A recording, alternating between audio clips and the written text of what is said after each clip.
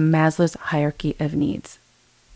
What Maslow said is that we innately want to self-actualize. We want to reach our full potential. How we do that is we work our way from the bottom up.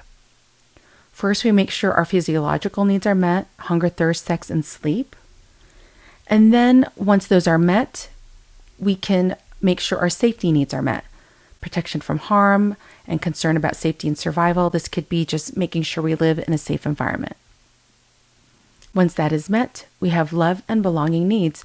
We actually need other people, at least important others. We need to feel their acceptance. We need to feel included by them.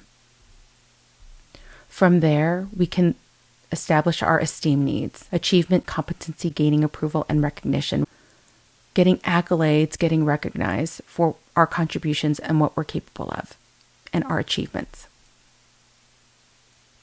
Once we meet that, then we can move on to self-actualization, where we can reach and see what our full potential is.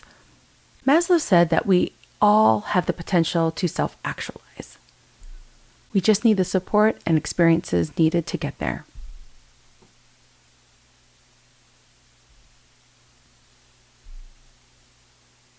So Maslow is one humanistic perspective. Carl or Rogerian perspectives is another humanistic perspective. And just keep in mind that humanistic perspectives are all about realizing fully who we are and what we're capable of. This is directly connected to this concept of self-actualization.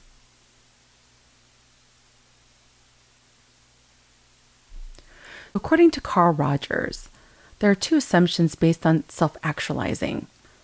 One, that each person is guided by their own unique self-actualization tendencies and experiences. We all have a unique path to figuring out and realizing our full potential. And then two, we all have the need for positive regard. And I'll explain that in a minute. Self-concept and positive regard are really important to self-actualizing. Self-concept is related to how we see ourselves or how we imagine ourselves to be. If we have a positive self-concept, then we have a positive sense of self. We see the things that we're good at. We see our own potential. This helps us to gain greater confidence. This helps to build us towards self-actualization. If we have a negative self-concept, however, then this means that we're going to not feel like we're capable. This might even cause us to give up.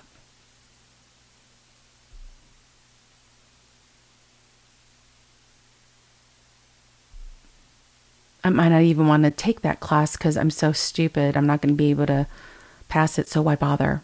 These are negative messages we can tell ourselves that will block us from reaching self-actualization. As mentioned, we do need positive regard in order to self-actualize. Positive regard is the love, sympathy, warmth, acceptance, respect, and support that we get from others. And not just any others, but people who are important to us.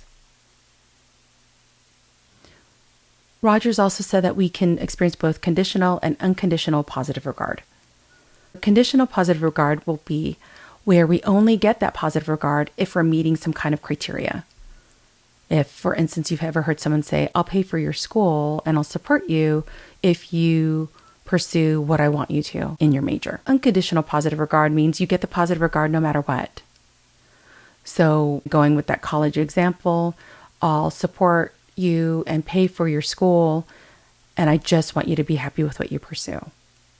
And just try to do your best in that field. This unconditional positive regard is really key to us experiencing self-actualization, because then there's nothing hindering our development. It really gives us more freedom, if you will, to explore fully what we're capable of, which is core to self-actualization and realizing our full potential.